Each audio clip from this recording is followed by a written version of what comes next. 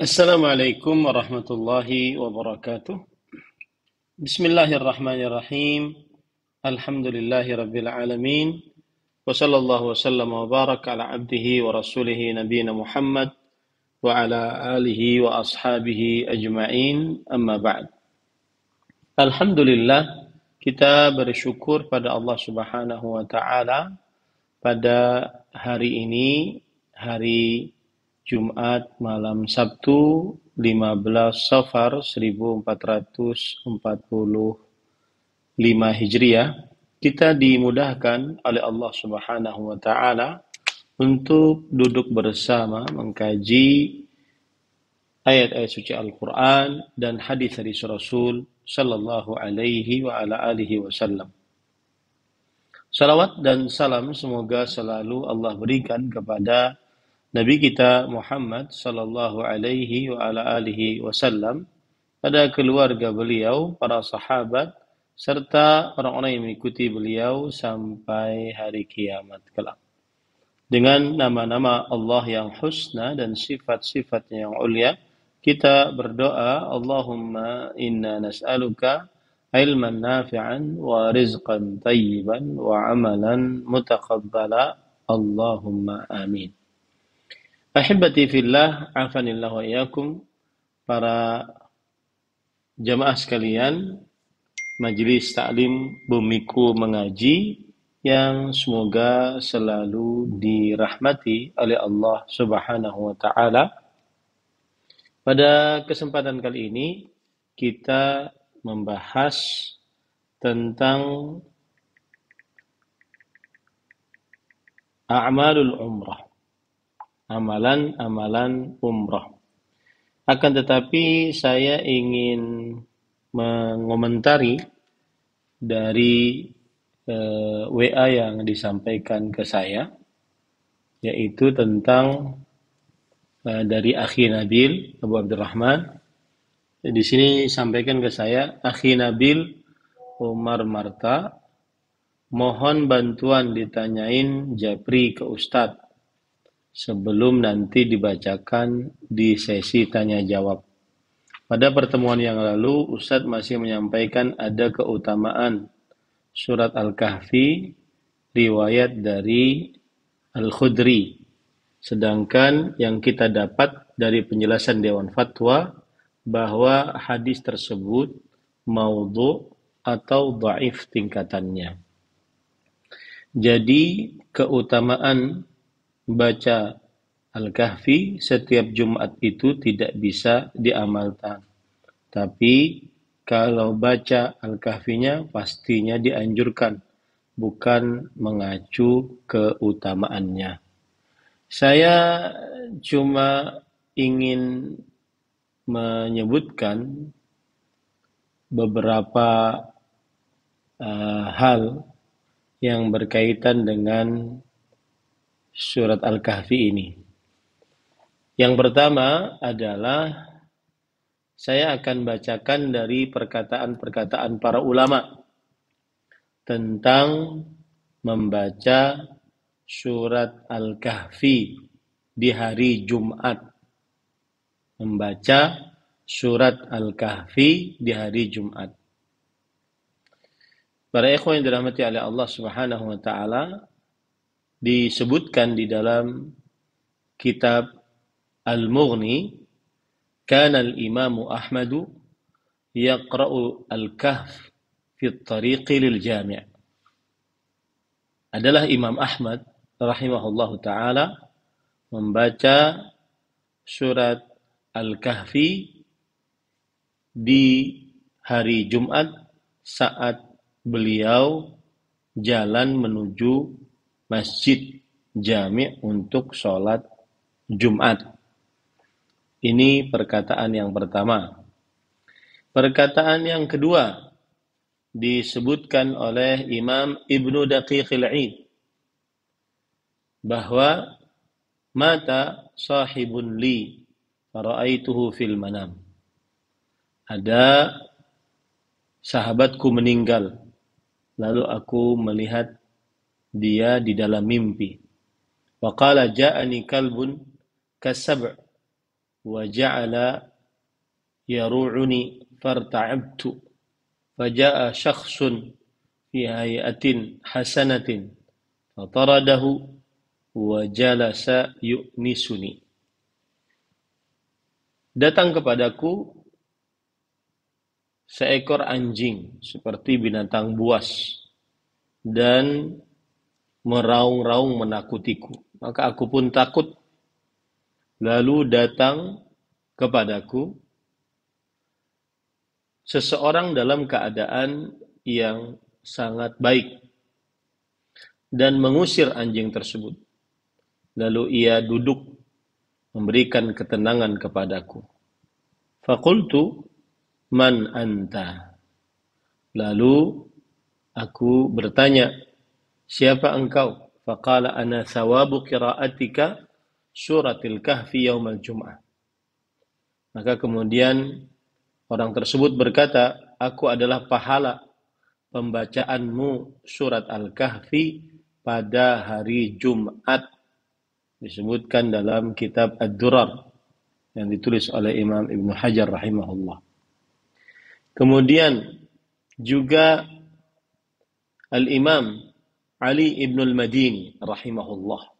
Siapa yang tahu ilmu hadis pasti tahu tentang Imam Ali Ibn Al-Madini. Sami'a al-Imam Ali Ibn Al-Madini rahimahullah al-Imam Ahmad Ibn Hanbal yaqra'u surat Al-Kahfi yawm al-Jum'ah. Imam Ali Ibn Al-Madini mendengar Imam Ahmad rahimahullah membaca surat Al-Kahfi pada hari Jumat. Lalu Imam Ali Ibn Al-Madini berkata, faqala lah, alasta tudha'iful haditha ya Abu Abdillah. Wahai Abu Abdillah, bukankah engkau melemahkan hadis tersebut?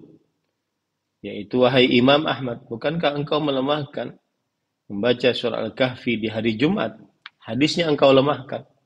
Kemudian Imam Ahmad berkata, bala, walakin kana al-kibaru yaqra'uha. Ya, akan tetapi para ulama besar senantiasa membacanya. Senantiasa membacanya. Maka para ikhwan yang dirahmati oleh Allah Subhanahu wa taala, saya sudah membaca berbahasa Arab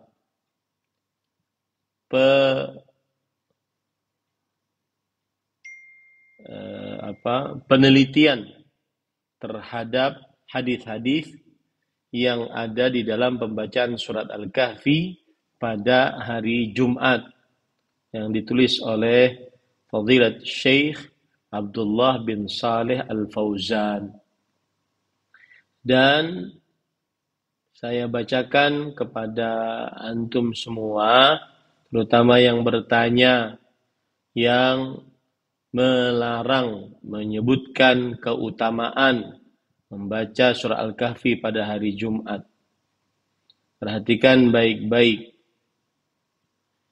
Beliau mengatakan di sini bahwa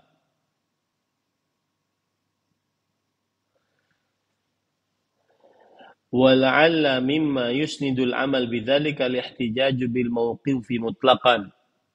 Dan mungkin yang dijadikan sandaran dalam beramal adalah bersandar kepada hadis yang mauquf secara mutlak.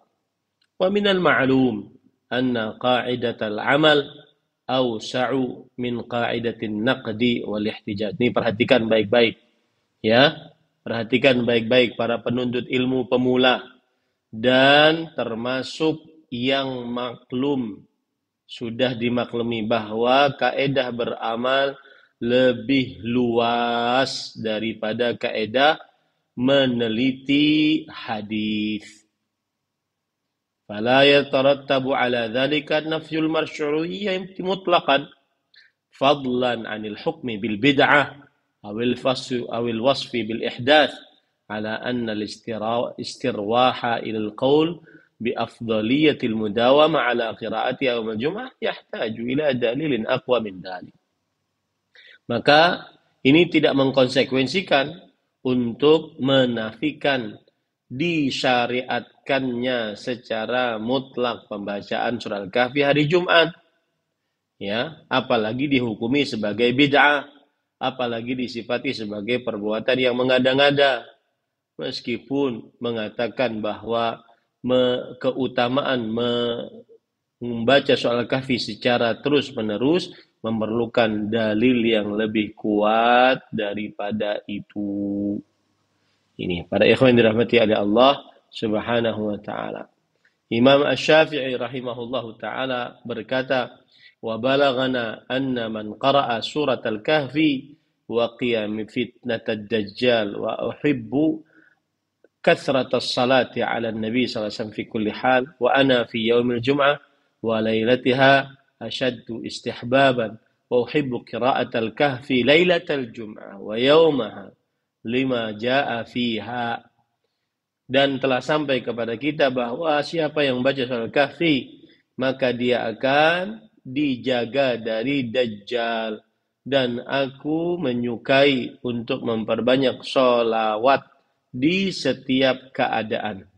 Dan aku di hari Jumat dan pada malam Jumat lebih menyukainya. Dan aku menyukai membaca surah Al-Kahfi pada malam Jumat dan pada hari Jumat karena hadis-hadis yang ada di dalamnya. Kemudian Ishaq bin Ibrahim berkata, "Kharajtu ma'a Abi Abdillah ila jami' fasami'tuhu yaqra'u surat Al-Kahfi." Ishaq bin Ibrahim Ar-Rahawai, temannya Imam Ahmad rahimahullah, beliau bercerita, aku keluar bersama Abu Abdullah Imam Ahmad ibn Hanbal rahimahullah menuju masjid di hari Jumat, maka aku mendengar beliau membaca surat Al-Kahfi. Berkata Al-Mardawi, ya, menjelaskan tentang Imam Ahmad, wa yaqra'u surat Al-Kahfi fi yaumiha hakadha qala jumhurul ashab wa nassa alaihi al-Imam Ahmadu, dan membaca surah Al-Kahfi pada hari Jumat, dan inilah yang ditegaskan oleh mayoritas ulama yang bermadzhab Hambali dan ditegaskan oleh Imam Ahmad rahimahullahu taala. Oh, kalau mau dibaca banyak sekali ini perkataan Imam Syafi'i, perkataan Imam An-Nawawi, perkataan Imam Khalid bin Ba'dan rahimahullahu taala. Dan para ikhwan yang dirahmati oleh Allah Subhanahu wa taala, kalau ingin dilihat dari dari sina'ah hadithiyah, yaitu dari pengolahan ilmu hadis, maka saya lebih condong kepada pendapat yang mensahihkan hadis tersebut, sebagaimana Al-Hafidh Ibnu Hajar, sebagaimana juga Al-Imam Al-Albani rahimahullahu ta'ala. Berkata Imam Al-Munawi, berkata Al-Hafidh Ibnu Hajar di dalam kitab Amalihi, "Kadza waqa'a fi riwayat yaum al-jum'ah fi riwayat lailatul jum'ah wa yujma'u bi anna al-murad al-yawm bi lailatiha wal lailah bi yaumiha." Ya. Berkata bahwa terdapat beberapa riwayat pada hari Jumat, terdapat beberapa riwayat pada malam Jumat, dan dikumpulkan maksudnya adalah satu hari satu malam. Ini disebutkan dalam kitab Faidul Qadir. Imam Al-Munawi juga mengatakan fayundabu qira'atuha yaumal jum'ah wa kadzalika lailatuha kama nassa alaihi Syafi'i rahimahullah. Maka dianjurkan membacanya pada hari Jumat dan pada malam Jumat sebagaimana yang ditegaskan oleh Imam Asy-Syafi'i rahimahullahu taala. Ini yang sedang saya kuatkan pendapatnya dari pendapat para ulama rahimahumullahu taala.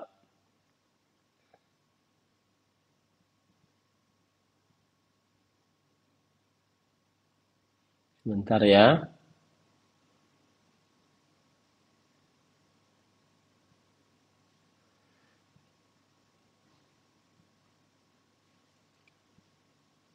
Dan pembacaan surah Al-Kahfi pada hari Jumat ini dianjurkan oleh jumhur ulama. Dari mazhab Hanafi, kemudian mazhab Syafi'i, mazhab Hanafi dalam kitab Hasyiah Tahawi dan Hasyiah Ibnu Abidin, mazhab Syafi'i di dalam kitab Al-Majmu' yang ditulis oleh Imam An-Nawawi, Al-Majmu' Syarhul Muhadzab, dan juga Radul Talibin, mazhab Hambali yang ditulis oleh Imam dalam kitab Al-Furu' yang ditulis oleh Imam Ibnu Muflih, dan Kashful Qina dalam kitab Al-Buhuti, bahwa membaca surah Al-Kahfi pada hari Jumat ya itu dianjurkan. Ini juga pendapat yang dipilih oleh Imam Ibnul Hajj dari mazhab Maliki dalam kitab Al-Madkhal yang ditulis oleh Imam Ibnul Hajj. Ini juga pendapat Imam Ibnu Baz rahimahullahu taala. Beliau berkata, jaa fi qiraati surat al-kahfi yaum al-jum'ah ahadits la takhlu min dha'f, lakin dzakara ba'du ahli al-'ilm annahu yashuddu ba'daha ba'dan wa taslu lil ihtijaj. Imam Ibnu Baz rahimahullahu taala berkata, telah terdapat di dalam pembacaan surah Al-Kahfi pada hari Jumat hadis-hadis yang tidak lepas dari kelemahan, akan tetapi disebutkan sebagian ulama bahwa dia menguatkan sebagian dengan sebagian yang lainnya dan pantas dijadikan sebagai sandaran hukum. Wa thabata an Abi Sa'id Al-Khudri radhiyallahu anhu kana yaf'alu dzalik. Abu Sa'id Al-Khudri radhiyallahu anhu mengamalkan akan hal itu. Fa'al amalu bidzalika hasan, maka mengamalkan hal itu adalah baik. Ta'asyan bis sahabiyil jalil radhiyallahu anhu, yaitu mengikuti kebiasaan sahabat Nabi yang mulia radhiyallahu anhu, wa amalan bil ahaditsil musyar ilaiha, dan mengamalkan hadis-hadis yang diisyaratkan kepadanya, li'annahu yashuddu ba'daha ba'dan, karena dia menguatkan satu dengan yang lainnya, wa yu'ayyiduha amalu sahabiyil madhkur, dan dikuatkan oleh perbuatan sahabat Nabi yang sudah disebutkan. Amma qira'atuha fi lailatul jum'ah fala a'lamu lahu dalilan wa bidzalika yattadhihu annahu la yushra' dzalik. Adapun pembacaannya di malam Jumat, maka aku tidak mengetahui akan dalilnya. Nah, ini para ikhwan dirahmati oleh Allah Subhanahu wa taala. Bahkan Imam Ibnu Baz rahimahullah mengatakan, wa qad thabata dzalika an Abi Sa'id Al-Khudri radhiyallahu anhu mawqufan alaih, wa mithlu hadha la yu'malu min jihati ar-ra'yi, bal yadullu ala anna ladaihi fihi sunnah. Yang artinya, dan telah tetap pembacaan surah Al-Kahfi pada hari Jumat dari Abu Sa'id Al-Khudri sampai kepada beliau saja mauquf, dan seperti ini tidak diamalkan dari sisi pendapat beliau saja, akan tetapi ini menunjukkan bahwa beliau memiliki sunnah di dalamnya. Ini pendapat Imam Ibnu Baz rahimahullahu taala. Kemudian Imam Ibnu Utsaimin rahimahullahu taala berkata, qira'atu suratil kahfi yaumal jum'ah amalun mandubun ilaih wa fihi fadlun wa la farqa fi dhalik baina an yaqra' al-insan min al-mushaf aw an dhahri qalb wal yawm asy-syar'i min tulu'il fajr ila ghurubi syams, wa ala hadha fa idza qara'a al-insan ba'da salatil jum'ah adraka al-ajr. Membaca surah Al-Kahfi pada hari Jumat adalah amalan yang dianjurkan. Amalan yang dianjurkan. Dan di dalamnya terdapat keutamaan. Nah, kurang apa lagi nih? Ya. Dan tidak ada perbedaan di dalam hal itu bahwa membacanya dari mushaf atau dari hafalan, dan hari yang disyariatkan untuk membaca dari, bahkan disebutkan sampai waktunya, dari mulai terbit fajar sampai terbenam matahari, tentunya hari Jumat ini. Dan oleh sebab itulah apabila seseorang membacanya setelah Jumat, dia akan mendapatkan pahalanya. Ini para ikhwah. Dan saya lebih condong kepada pendapat ini, bahwa hadisnya diriwayatkan oleh Imam Hakim, Imam Baihaqi, dan juga Imam Az-Zahabi dalam kitab Al-Muhadzab, dan beliau mengatakan waqfuhu asah, bahwa hadis ini mauquf yang lebih sahih. Kemudian Imam Ibnu Katsir di dalam kitab Irsyadul Faqih mengatakan bahwa dia adalah marfu' sampai ke atas kepada Rasul sallallahu alaihi wasallam, wa ruya mauqufan, dan diriwayatkan secara mauquf, dan disahihkan oleh Imam Al-Albani rahimahullah, dan Imam Ibn Utsaimin rahimahullah dalam kitab Al-Syarhul Mumti' berkata, a'alla ba'dul ulama al-marfu' bi anna al-hadits ruwiya mawqufan wa nahnu naqul idza kana ar-rafi'u thiqatan fa hadhihi al-'illah ghairu qadihah وعلى فرض أنه من قول أبي سعيد فمثل هذا لا يقال بالرأي فيكون له حكم الرفع. Kata Imam Ibn Utsaimin rahimahullah dalam kitab Asy-Syarhul Mumti' bahwa sebagian ulama mencacatkan hadis yang marfu', bahwa hadis ini diriwayatkan secara mauquf sampai kepada Abu Sa'id Al-Khudri saja, dan kita mengucapkan maka kita jawab, kata beliau, jika yang mengangkatnya adalah seorang yang fiqh, maka cacat ini tidak memberi pengaruh. Oleh sebab itu, kalau kita anggap ini adalah ucapan Abu Sa'id Al-Khudri, kalau kita turun, itu ucapan Abu Sa'id Al-Khudri, maka yang seperti ini tidak dikatakan dengan pendapat beliau. Oleh karena itu, bisa dihukumi sebagai hadis yang marfu, diangkat kepada Rasul sallallahu alaihi wasallam. Nah, sudah ya, habis waktu kita nih untuk bahas ini doang. Baik, para ikhwan yang dirahmati oleh Allah Subhanahu wa taala. Nah, sudah selesai ya pembahasan tentang tetap pendapat yang dikuatkan, tetap diutamakan membaca surat Al-Kahfi pada hari Jumat dan mendapatkan keutamaan sebagaimana yang disebutkan dalam hadis Rasulullah sallallahu alaihi wasallam, man qara'a surat Al-Kahfi yaumal jum'ah adha'a lahu minan nur ma bainal jum'atain. Siapa yang baca surat Al-Kahfi pada hari Jumat, maka Allah memberikan cahaya untuknya di antara dua Jumat. Naam. Ahibati fillah, afanillah wa iyyakum, para jamaah Bumiku Mengaji yang saya muliakan dan saya cintai karena Allah. Sekarang kita membicarakan a'malul umrah. Betul ya? Kita membicarakan sekarang amalan umrah. Betul nggak Ustaz? Saya takut salah.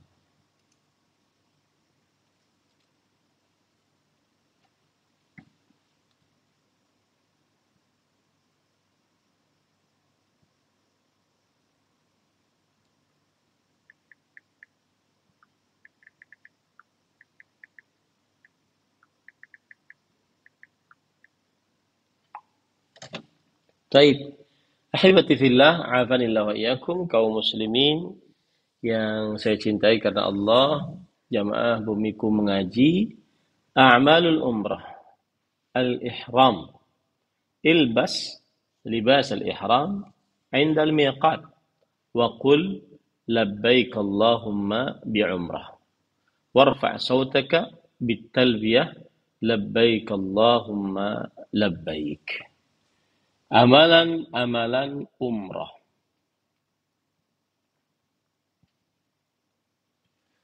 Yang pertama adalah berihram. Berihram artinya adalah berniat untuk mengerjakan ibadah haji atau umrah. Itu arti daripada berihram, ya, itu arti daripada berihram.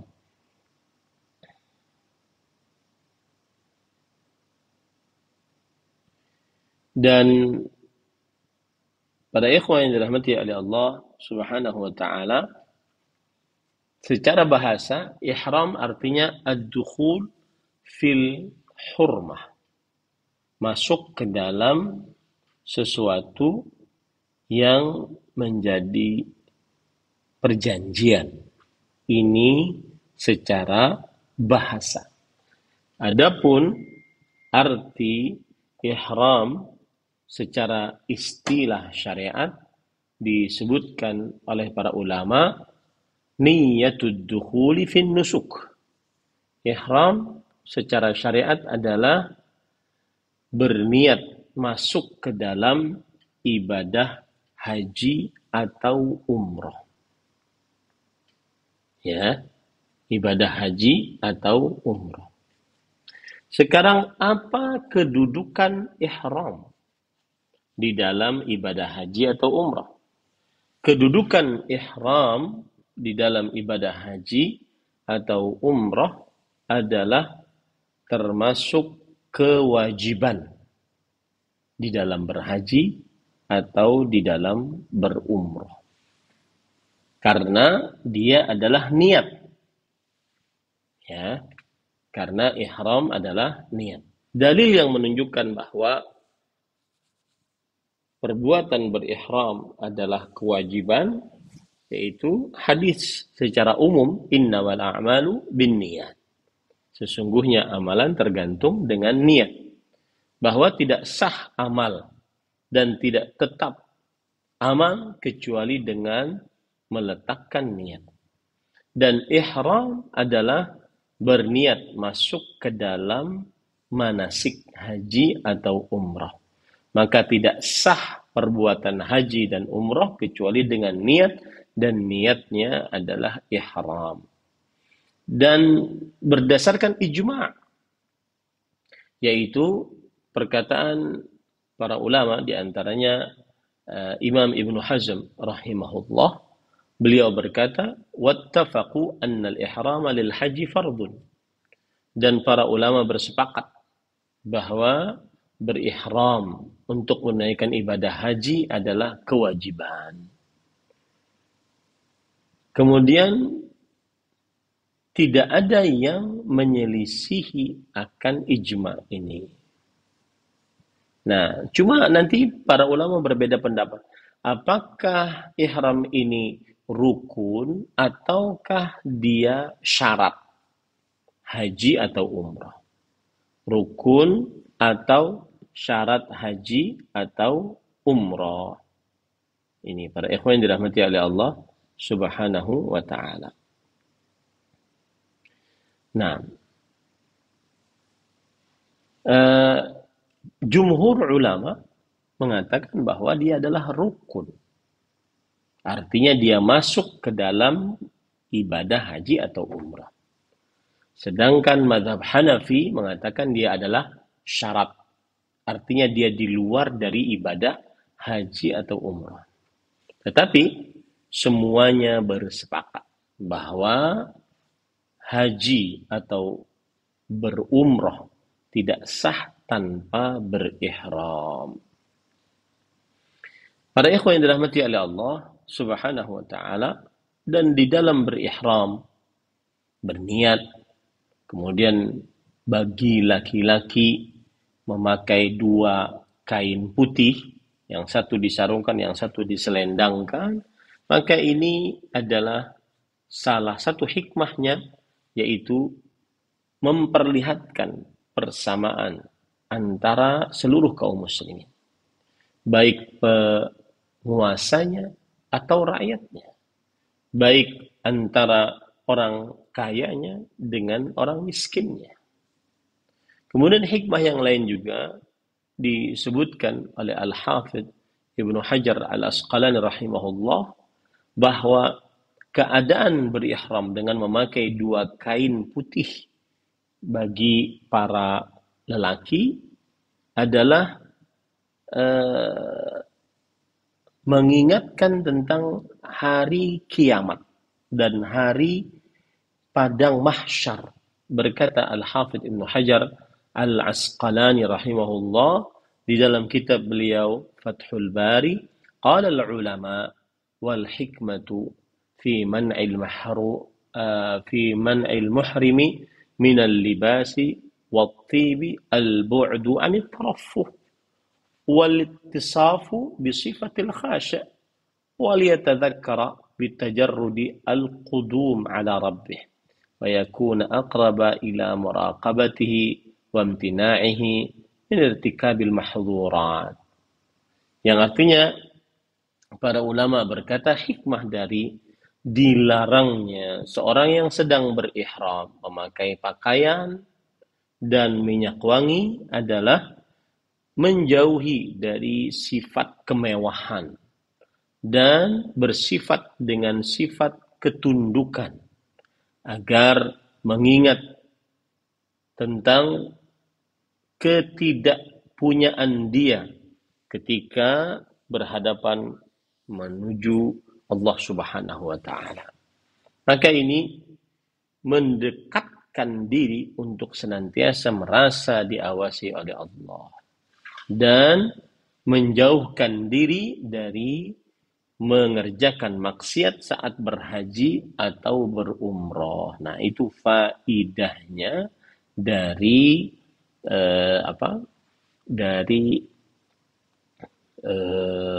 membaca ini kan tadi membicarakan membaca soal kahfi sih, jadinya kesana-sana. Faedahnya dari memakai kain ihram putih-putih tadi. Tadi disebutkan bahwa berihram, amalan pertama. Pakailah pakaian ihram ketika sampai di miqat. Para ikhwan yang dirahmati oleh Allah Subhanahu wa taala, sebelum berihram maka ada kesunahan-kesunahan yang patut dikerjakan yang tidak disebutkan oleh penulis, maka kita sebutkan. Yang pertama adalah mandi. Sebelum berihram maka yang pertama adalah mandi. Disunahkan mandi bagi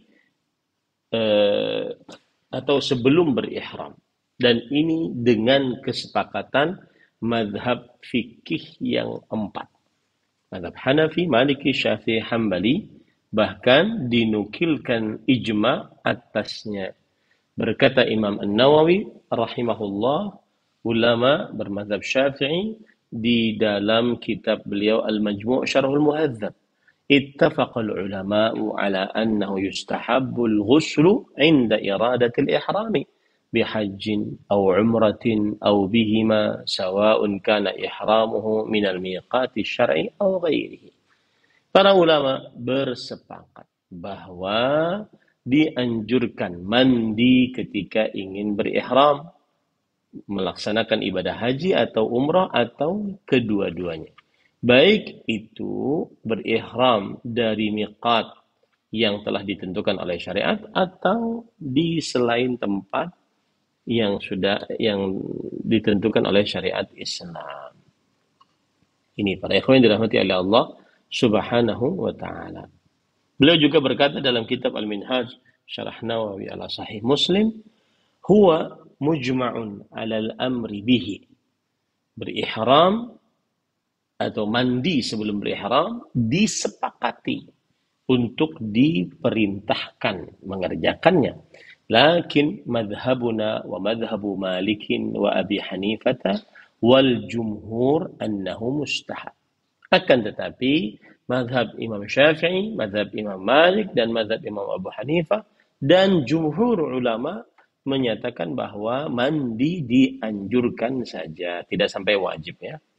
Wa qala Al-Hasan wa ahlu zahir huwa wajib. Sedangkan Al-Hasan Al-Basri dan juga ulama-ulama ahlu zahir mengatakan dia adalah wajib. Nah, dalil yang dipakai apa? Hadis riwayat Muslim dari Jabir bin Abdullah radhiyallahu anhuma. Beliau berkata, "Ataina Dzul Hulaifah fa waladat Asma'u bintu Umaisin Muhammad bin Abi Bakar radhiyallahu anhuma. Fa arsalat ila Rasulillah sallallahu alaihi wasallam, "Kaifa asna?" Qala, "Irtasili wastadfiri bi thawbin wa ahrimi." kami mendatangi Dzul Hulaifah, yaitu yang sekarang disebut dengan Bir Ali oleh orang Indonesia, ya, tempat mikotnya penduduk kota Madinah atau orang-orang yang melewatinya. Maka Asma binti Umais radhiyallahu anha melahirkan, melahirkan anak namanya Muhammad bin Abi Bakar. Asma ini berarti adalah istrinya Abu Bakar Siddiq radhiyallahu anhu. Lalu Asma radhiyallahu anha mengutus seseorang bertanya kepada Rasulullah SAW, ini saya sudah melahirkan di miqat. Lalu bagaimana keadaan saya? Apa yang harus saya lakukan? Maka Rasulullah SAW bersabda, mandilah dan pakailah pembalut, kemudian berihramlah. Sisi pendalilan dari ayat ini, dari hadis ini adalah jika wanita haid atau wanita yang sedang nifas tidak bermanfaat dari mandinya, ya, untuk kebolehannya beribadah seperti sholat. Tetapi meskipun demikian, Nabi Muhammad Shallallahu Alaihi Wasallam menganjurkannya untuk mandi. Maka mandi bagi orang yang sedang berihram, meskipun dia suci, tidak dalam keadaan haid, nifas, atau junub, maka lebih utama lagi. Ya. Dan dia adalah disunnahkan, tidak diwajibkan. Karena asal hukumnya adalah terlepas tanggung jawab. Sampai tetap kewajiban dengan perintah yang tidak bisa dielakkan. Kemudian juga dalil yang lain perkataan Abdullah bin Umar radhiyallahu anhuma, riwayat Imam Ibnu Abi Syaibah, bahwa beliau berkata, minas sunnah an yaghtasila 'inda ihrami wa 'inda madkhali Makkah. Termasuk sunnah adalah mandi saat berihram dan saat masuk ke dalam kota Mekah. Ya. Mandi saat berihram dan saat masuk ke dalam kota Mekah. Baik. Kemudian berkaitan juga dengan mandi, hukum mandi bagi wanita yang haid dan nifas kalau seandainya dia ingin berihram. Oh, Ustaz, wanita yang haid dan nifas boleh berihram? Oh iya, boleh. Tetapi nanti sampai di Mekah dia harus menunggu haidnya atau nifasnya sampai suci baru dia bisa tawaf. Ya. Disunnahkan tetap untuk wanita yang haid dan nifas untuk mandi sebelum berihram. Dan ini adalah kesepakatan mazhab fikih yang 4. Mazhab Hanafi, Maliki, Syafi'i, dan Hambali. Dalilnya adalah hadis riwayat Muslim dari Jabir radhiyallahu anhu tentang yang tadi sudah kita sebutkan. Nah, kemudian para ikhwan dirahmati oleh Allah Subhanahu wa taala, dianjurkan juga bagi orang yang sedang berihram setelah dia mandi untuk berihram, an yulabbida ra'sahu, yaitu dia hendaknya mentalbid kepalanya. Maksudnya adalah para ikhwan yang dirahmati oleh Allah, memberi minyak wangi pada kepalanya. Nah, itu maksudnya ya. Karena ini berdasarkan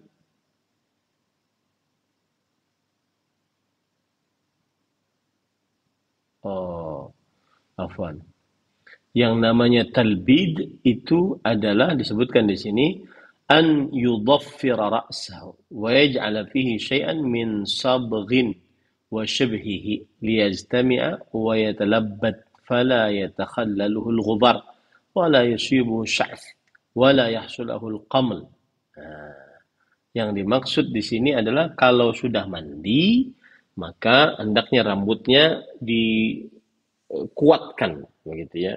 Kalau perempuan mungkin diikat, kalau laki-laki mungkin diberikan minyak wangi yang agak keras sehingga tidak masuk debu dan seterusnya, tidak mudah untuk berubah sisiran rambutnya begitu ya. Ini berdasarkan hadis riwayat Bukhari dan Muslim dari Abdullah bin Umar radhiyallahu anhuma, sami'tu Rasul sallallahu alaihi wasallam yuhillu mulabbidan. Aku mendengar Rasul sallallahu alaihi wasallam ihram dalam keadaan mulabbidan, yaitu rambutnya diikat, rambutnya dikuatkan sehingga tidak masuk pasir, debu dan semisalnya. Nah,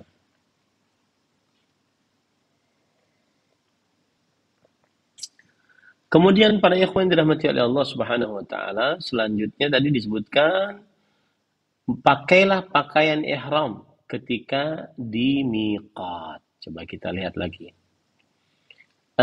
Para ikhwan yang dirahmati oleh Allah, berkaitan dengan pakaian ihram. Ya, bagaimana pakaian ihramnya laki-laki? Dianjurkan bagi laki-laki untuk berihram dengan 2 kain, disarungkan, dan yang satu dijadikan surban. Ya, dan ini adalah berdasarkan ijma', ya, dinukilkan oleh Imam An-Nawawi rahimahullah dalam kitab beliau Al-Majmu' Syarhul Muhadzab. As-sunnah an yuhrima fi izarin wa ridain wa na'lain. Hadha mujma'un ala istihbabih kama sabaqa fi kalam Ibn al-Munzir. Termasuk sunnah adalah berihram dengan memakai kain dan menyurbankan kain dan 2 sendal. Dan ini disepakati atas penganjurannya sebagaimana yang sudah telah lewat perkataan Imam Ibnul Munzir rahimahullahu taala. Nah, jika seorang yang berihram tidak mendapati kain untuk disarungkan, maka dia boleh memakai celana. Jika tidak mendapati 2 sendal, maka yang berihram boleh memakai 2 sepatu. Ini kalau tidak mendapati, tapi jarang yang seperti ini ya. Hadis riwayat Bukhari dan Muslim, dalilnya sami'tu an-nabiy sallallahu alaihi wasallam yakhutubu bi Arafat, man lam yajid an-na'lain falyalbas al-khuffain wa man lam yajid izaran falyalbas sarabil. Abdullah bin Abbas radhiyallahu anhu bercerita, aku telah mendengar Nabi Muhammad sallallahu alaihi wasallam berkhutbah di Arafah. Dan kemudian beliau berkata, siapa yang tidak mendapati 2 sendal, maka hendaklah dia memakai 2 sepatu khuf. Dan siapa yang tidak mendapati kain untuk disarungkan, maka hendaklah dia memakai celananya. Hendaklah dia memakai celananya. Baik. Kemudian ahibati fillah, afanillah wa iyyakum. Lalu dalam hadis yang lain, riwayat Bukhari dan Muslim dari Abdullah bin Umar radhiyallahu anhuma, datang seorang bertanya kepada Rasulullah sallallahu alaihi wasallam, "Ma yalbasul muhrim?" Orang berihram itu memakai pakaian apa? Kemudian Rasulullah SAW menjawab, "La yalbasu al-qamis." Tidak memakai qamis. Qamis itu baju, ya, hem gitu ya. Walas sarawil, dan celana, walal burnus, dan tidak memakai burnus. Burnus adalah pakaian yang biasa dipakai oleh orang Maroko di zaman sekarang. Ini saya ambilkan contohnya ya.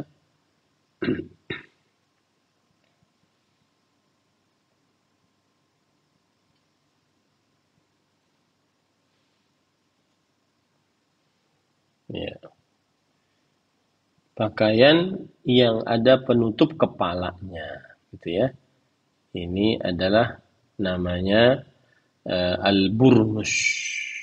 Saya ambilkan mana gambarnya yang mudah. Nah, ini.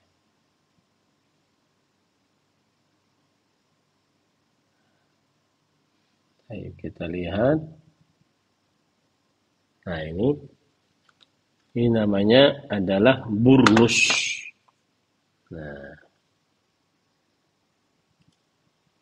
ya, ini namanya adalah burnus. Pakaian yang ada penutup kepala, ini namanya burnus.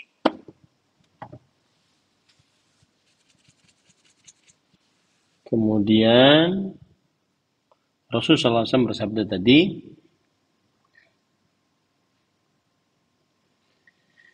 Wala thawban massahu za'faran, dan tidak boleh memakai kain yang terkena za'faran. Wala wars, dan juga wars yaitu minyak wangi. Faman lam yajidin na'alain falyalbas al-khuffain. Al-khuffain. Barang siapa yang tidak mendapati dua sendal, maka hendaklah dia memakai dua sepatu. Nah, seperti itulah. Dan hal ini berdasarkan ijma'. Imam Ibn al-Munzir berkata, "La na'lamu khilafan bain ahli al-ilm fi anna lil muhrim an yalbasa as-sarawil idza lam yajid al-izar wal khuffain idza lam yajid an-na'al." Kita tidak mengetahui ada khilaf di antara para ulama bahwa seorang yang berihram hendaklah memakai celana jika tidak mendapati kain untuk disarungkan, atau memakai dua sepatu jika tidak mendapati dua sendal. Wallahu a'lam. Kemudian para ikhwan yang dirahmati oleh Allah Subhanahu wa taala, tadi disebutkan, nah, termasuk juga kesunahan adalah tadi mandi, memakai dua kain bagi laki-laki, kemudian memakai minyak wangi, ya, memakai minyak wangi.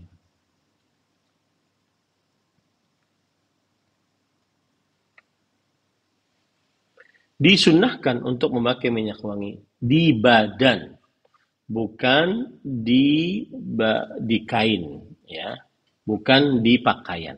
Sebelum masuk ke dalam ihram, sebagai bentuk persiapan untuk berihram. Meskipun jika bekas dari minyak wangi tersebut masih tersisa setelah berihram, maka ini tidak mengapa. Dan ini adalah pendapat jumhur, pendapat mazhab Hanafi, kemudian Syafi'i, Hambali. Dan ini pendapat sebagian ulama salaf. Ya, sebagaimana perkataan Imam An-Nawawi dalam kitab Al-Majmu', Syarhul Muhadzab, dan juga Imam Al-Ibnu Qudamah dalam kitabnya Al-Mughni. Beliau berkata, "Wabihi qala jumhurul ulama min as-salaf wal khalaf wal muhadditsin wal fuqaha minhum Sa'id ibn Abi Waqqas wa ibn Abbas wa ibn Zubair wa Muawiyah wa Aisyah wa Ummu Habibah wa Abu Hanifah wa Thawri wa Abu Yusuf wa Ahmad wa Ishaq wa Abu Thawr wa ibn Munzir wa Dawud wa ghairuhum." Dan disunnahkan untuk memakai minyak wangi adalah pendapat jumhur ulama, dari mulai ulama salaf dari para sahabat, ulama khalaf setelah zaman para tabi'ut tabi'in, ya, dan para ahli hadis, ahli fikih. Di antara mereka adalah Sa'ad bin Abi Waqqas, Ibnu Abbas, Ibnu Zubair, Muawiyah bin Abi Sufyan, Aisyah, Ummu Habibah radhiyallahu anhum ajma'in.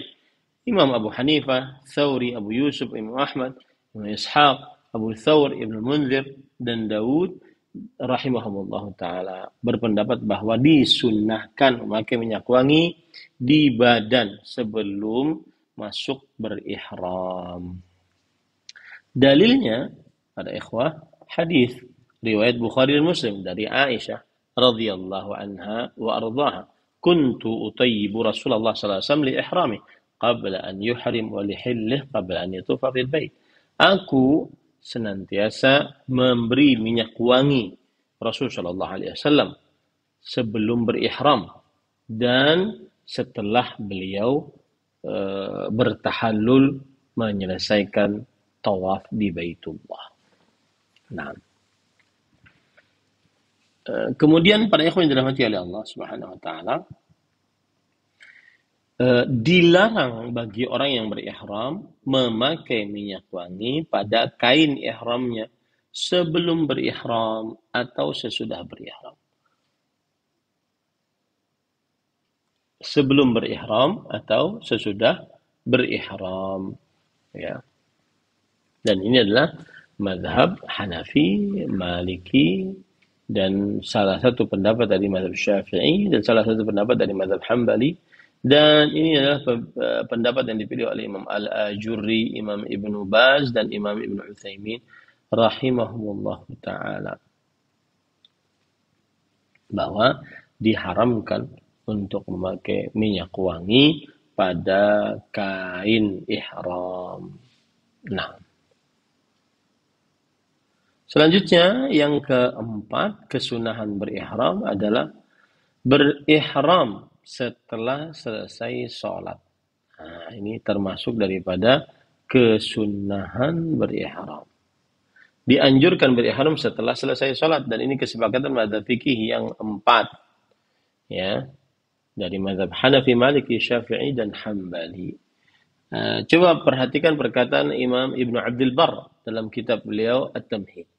Wastahabbal jami'u an yakuna ibtida'ul muhrim bitalbiyah bi ithri salatin yusalliha nafilatan aw faridatan min miqatih.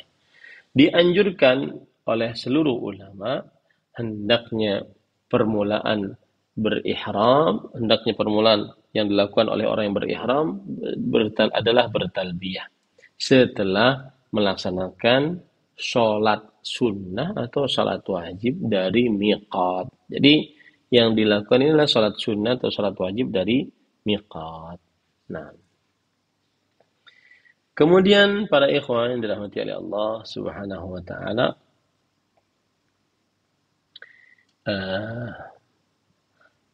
dan ini berdasarkan hadis riwayat Muslim.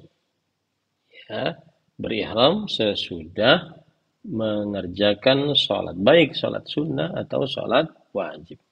Dari Abdullah bin Abbas radhiyallahu anhu, beliau bercerita, "Shalla Rasulullah sallallahu alaihi wasallam adh-dhuhra bi Dzul Hulaifah, thumma da'a bi naqatihi fa ash'araha fi safhati sanamiha al-ayman wa salat ad-dam wa qalladaha an-na'layn. ثم ركب راحلته فلما استوت به على البيداء أهل بالحج." Rasulullah Shallallahu Alaihi Wasallam salat zuhur di Dzul Hulaifah. Lalu beliau memanggil atau meminta didatangkan ontanya. Lalu beliau lukai pada punuk ontanya yang kanan, lalu keluarlah darah. Lalu beliau gantungkan 2 sendal, menunjukkan bahwa itu adalah hewan untuk dilakukan hadyu. Dan beliau menaiki ontanya. Ketika sudah di atas onta, maka beliau berihram. Nah, apakah ihram memiliki sholat terkhususkan? Maka jawabannya tidak ada. Ihram tidak memiliki sholat yang khusus. Dan inilah pendapat sebagian mazhab Syafi'i, salah satu riwayat dari Imam Ahmad, dan pendapat yang dipilih oleh Imam Ibn Taimiyah, Imam Al-Qayyim, Imam Al-Albani, Imam Ibn Utsaimin rahimahumullah ta'ala. Kenapa? Karena belum ada riwayat dari Nabi Muhammad SAW sholat khusus untuk berihram. Akan tetapi yang dilakukan oleh Rasulullah SAW adalah berihram setelah mengerjakan sholat wajib. Nah, ini para ikhwah yang dirahmati oleh Allah Subhanahu wa taala. Baik, kapan dilakukan berihram? Apakah ketika di Dzul Hulaifahnya atau ketika sudah naik ke kendaraan? Maka Rasul sallallahu alaihi wasallam beliau berihram jika sudah naik di atas ontanya. Maka dianjurkan untuk berihram jika sudah di atas kendaraannya. Sebagaimana hadis yang sudah kita sebutkan tadi. Kemudian para ikhwan dirahmati oleh Allah Subhanahu wa taala, termasuk hal yang berkaitan dengan ini juga adalah berihram juga adalah melafazkan nusuk atau niat untuk mengerjakan ibadah haji atau umrah setelah berihram. Ya. Jadi dianjurkan untuk mengucapkan apa yang dia ihramkan dari haji atau umrah.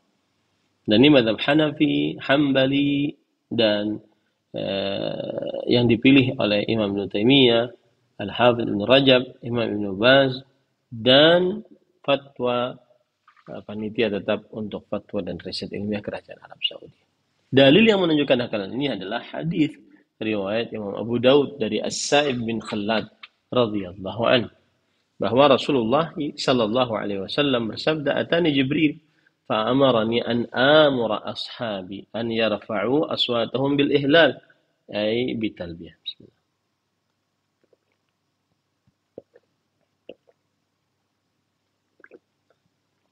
Nabi Muhammad sallallahu alaihi wa alihi wasallam bersabda, Jibril mendatangiku dan memerintahkan kepadaku untuk aku memerintahkan para sahabatku agar mereka mengangkat suara mereka saat mengucapkan talbiyah dan saat berihram. Dan ucapan yang diucapkan adalah labbaika umratan wa hajjan. Boleh seperti itu ya. Labbaika umratan wa hajjan. Nah, kemudian pada ikhwan yang dirahmati oleh Allah, tadi disebutkan yaitu pakailah pakaian ihram ketika di miqat dan ucapkanlah labbaik Allahumma umratan. Nah, itu dia tadi yang disebutkan dengan lafaz tadi ya. Kemudian angkatlah suaramu untuk mengucapkan talbiyah labbaik Allahumma labbaik dan seterusnya. Nah, kita sekarang berbicara tentang talbiyah. Pengertian talbiyah secara bahasa adalah menjawab ya, yang memanggil. Menjawab yang memanggil. Kemudian talbiyah secara istilah syariat adalah ucapan seorang yang berihram. Labbaik Allahumma labbaik, labbaik la syarika laka labbaik, innal hamda wan ni'mata laka wal mulk la syarika lak. Ya.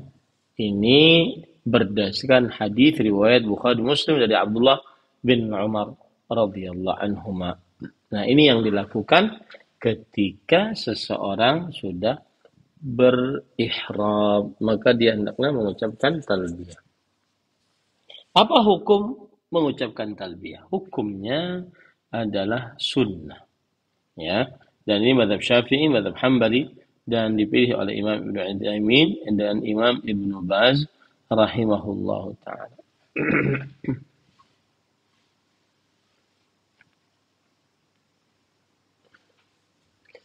Nah, jadi hukum talbiyah adalah dianjurkan.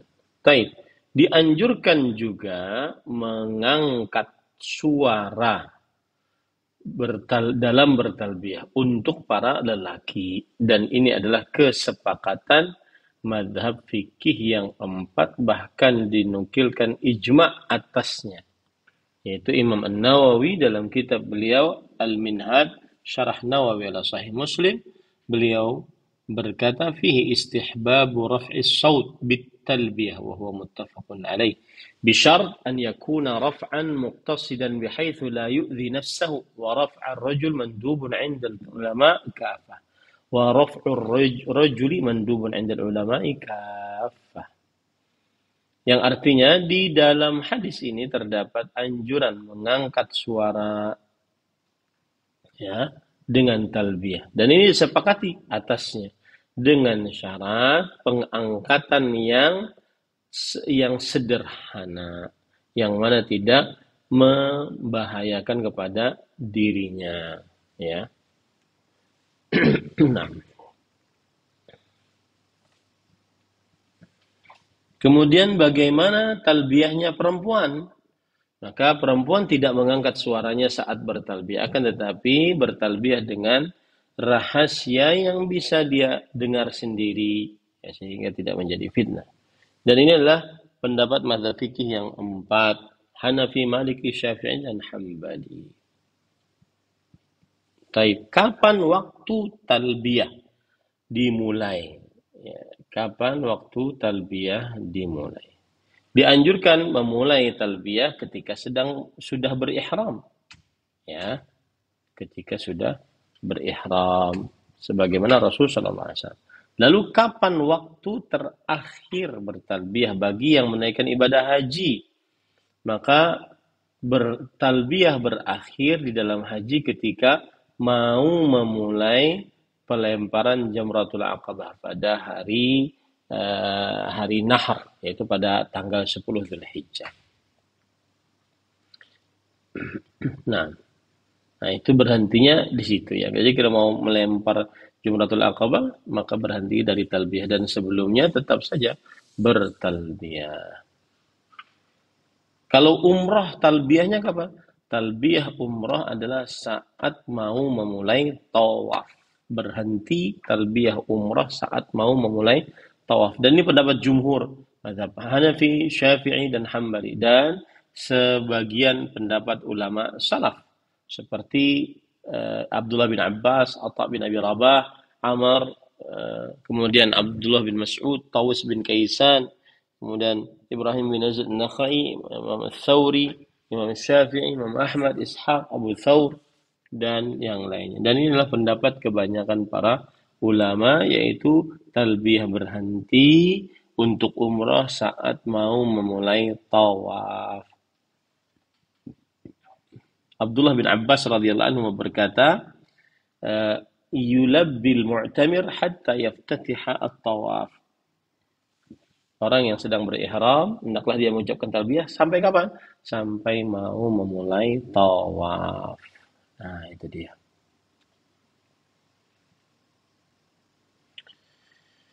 Nah, baik. Itu kiranya yang bisa disampaikan untuk pada kesempatan kali ini, ya. Dan insya Allah Ta'ala pada pertemuan yang akan datang kita akan bahas apa makna dari talbiyah, gitu ya. Apa makna dari talbiyah? Sehingga kita tuh kalau bertalbiyah itu apa namanya puas gitu ya, karena kita memahami dan meyakini apa yang kita ucapkan dari kata talbiyah tersebut. Nah, ya, kiranya itu yang bisa saya sampaikan pada kesempatan kali ini. Tepat 1 jam kita berbicara.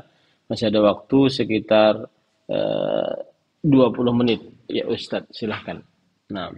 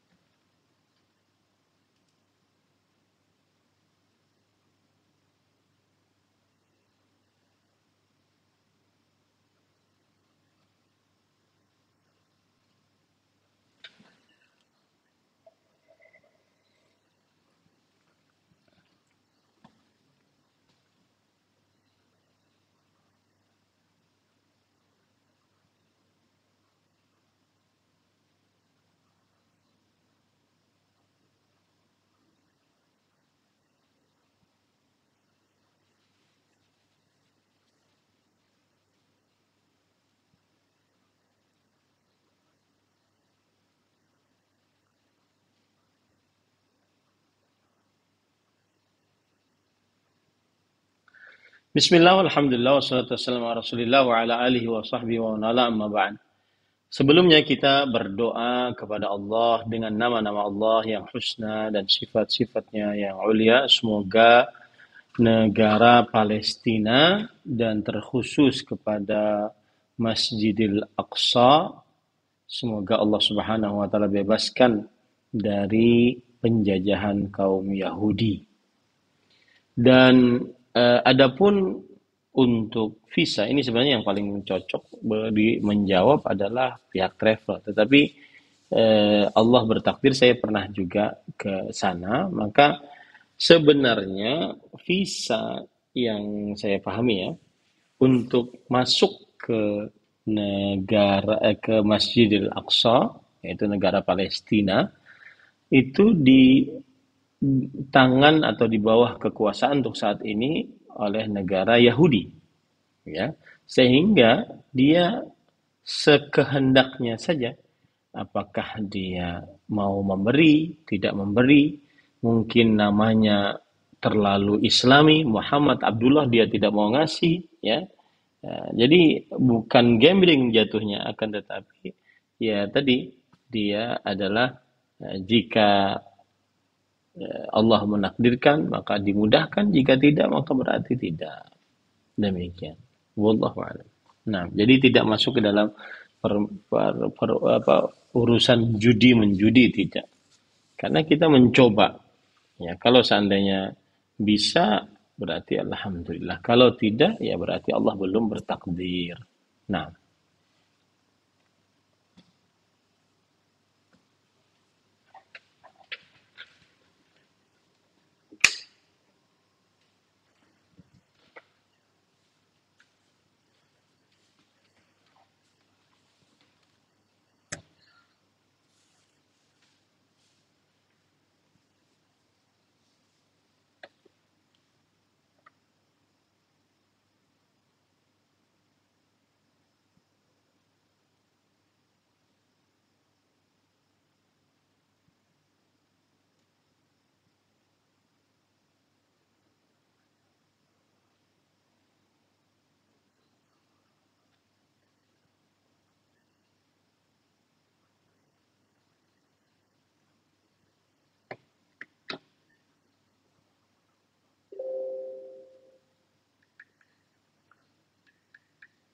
nah, bismillah, walhamdulillah, wassalatu wassalamu ala rasulillah wa ala alihi wa ashabihi wa man wala amma ba'd.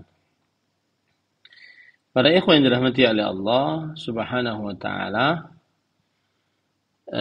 berkata Imam An-Nawawi dalam kitab beliau Al-Majmu' Syarhul Muhadzab, "Idza hajja bimalin haram aw rakiban dabatan maghsubah athim wa sahha hajju wa ajza'ahu 'indana." Jika berhaji dengan harta haram atau menaiki onta dengan hewan yang di merupakan curian, maka dia berdosa, tetapi sah hajinya dan uh, menggugurkan kewajibannya menurut mazhab Syafi'i. Dan inilah pendapat Imam Abu Hanifah, Imam Malik, dan ini adalah pendapat aktsaru al-fuqaha, kebanyakan ahli fikih. Sedangkan Imam Ahmad berkata, la yujzi'uhu, tidak gugur kewajibannya. Wa daliluna anna al-hajja af'alun makhsusah wa tahrimu li ma'nan kharijin anha. Dan dalil kita adalah bahwa haji, yaitu maksudnya dalil madhab Syafi'i, bahwa haji adalah perbuatan yang khusus. Sedangkan pengharaman itu di luar dari proses haji. Ya. Nah, itu dikatakan dalam kitab Al-Majmu' Syarhul Muhadzab. Nah, para ikhwan dirahmati oleh Allah, begitu juga dalam kitab Al-Mawsu'ah Fiqhiyah, Ensiklopedia Fikih. Fa in khalafa wa hajja bimalin fihi syubha aw bimalin maghsub sahhajuhu fi zahiril hukm, lakinnahu 'asin wa laysa hajjan mabruran. Jika dia menyelisih dan berhaji dengan harta yang dalamnya terdapat syubhat atau harta dengan harta curian, maka sah hajinya di dalam hukum yang terlihat. Akan tetapi dia berdosa dan bukan haji yang mabrur. Dan inilah mazhab Syafi'i, mazhab Maliki, dan mazhab Imam Abu Hanifah rahimahumullah. Dan jumhur ulama dari para sahabat, para salafus saleh dan ulama-ulama khalaf. Ya. Sedangkan Imam Ahmad mengatakan la yajzi'uhu al-hajju bimalin haram, tidak menggugurkan kewajiban berhaji dengan harta yang haram. Nah, wallahu alam, kita lebih condong kepada pendapat jumhur ulama. Karena proses haji itu di luar dari keharaman mencuri, maka tidak ada hubungannya, ya, wallahu alam.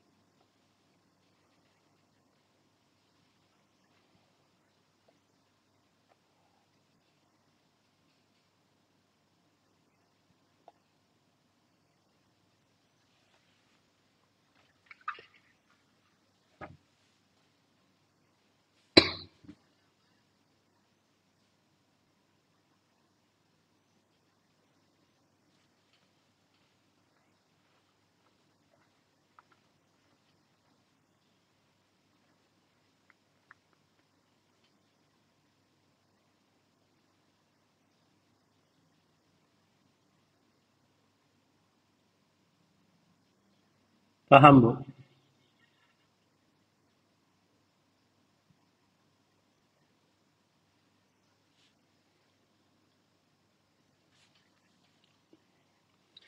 Bismillah, alhamdulillah, wassalatu wassalamu ala rasulillah wa ala alihi wa sahbihi wa man wala amma ba'd. Pertanyaan yang ringkas adalah, apa hukum istri menghajikan atau mengumrahkan suami yang sudah meninggal tetapi suami tidak berwasiat? Nah, itu pertanyaannya. Cukup ringkas. Jawabannya adalah, eh, Rasulullah Shallallahu Alaihi Wasallam bersabda kepada Abu Razin radhiyallahu anhu dalam hadis riwayat Imam Bukhari, hujja an abika wa'tamir. Hajikan atas nama bapakmu dan berumrahkanlah atas namanya. Di situ Rasulullah Shallallahu Alaihi Wasallam tidak mendengar dari Abu Razin bahwa bapaknya ada niatan ingin berhaji atau ada wasiat untuk dihajikan atau diumrahkan. Maka siapa yang dari kerabat meninggal ingin dibadalkan hajinya, sedangkan kerabat tersebut tidak berwasiat sebelum meninggal, maka boleh saja. Wallahu a'lam. Nah,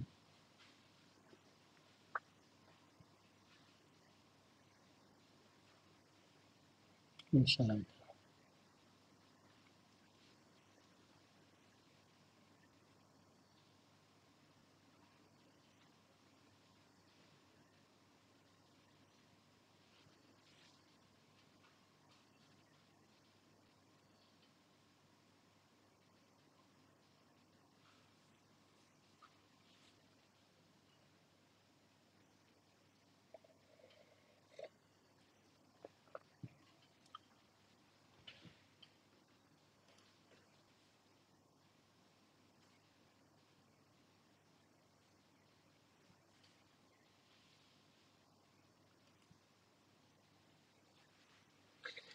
Bismillah, walhamdulillah, wassalatu wassalamu ala rasulillah wa ala alihi wa ashabihi wa man wala amma ba'd. Pertanyaan ringkasnya adalah, apa hukum berumrah dengan harta yang diberi oleh seseorang dan harta oleh seseorang tersebut adalah harta yang haram? Jawabannya adalah umrahnya sah dan semoga juga mendapatkan umrah yang mabrurah apabila ia mengerjakan rukun dan kewajiban haji umrahnya. Adapun harta yang dia dapatkan dari ataupun umrohan yang dia dapatkan dari orang yang mentraktirnya berumroh dengan harta yang haram, maka ini tidak ada urusan dengan yang ditraktir dalam tanda kutip, yang dibiayai. Karena itu urusan yang korupsi, bukan urusan yang mendapatkan harta untuk berumrah tersebut. Wallahu alam.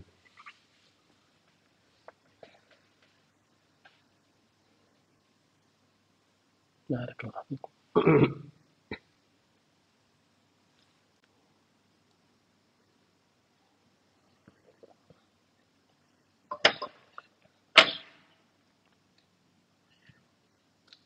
Silakan, silakan.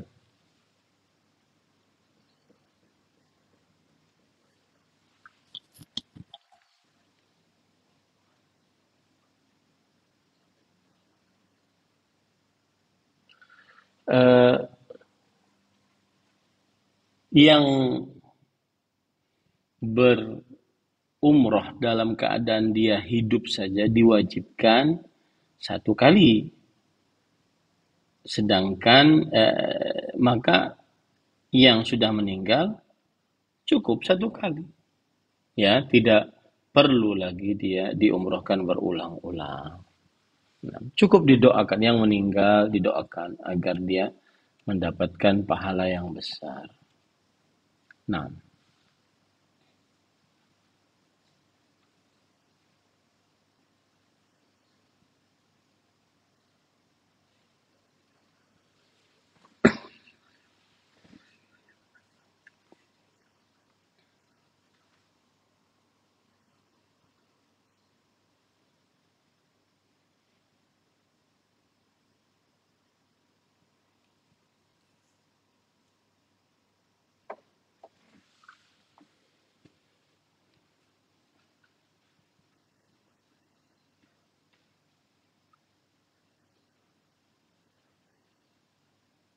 طيب.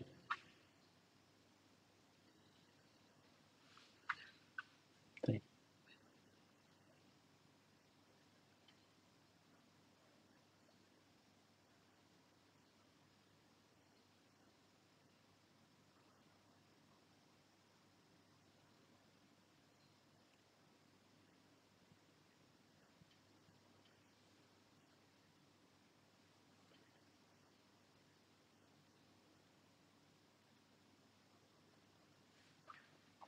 آمين.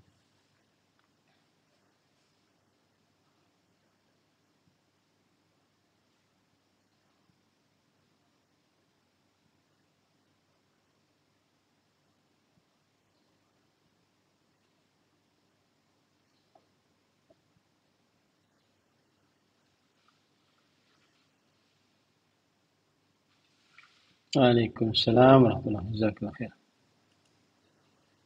بارك الله فيك.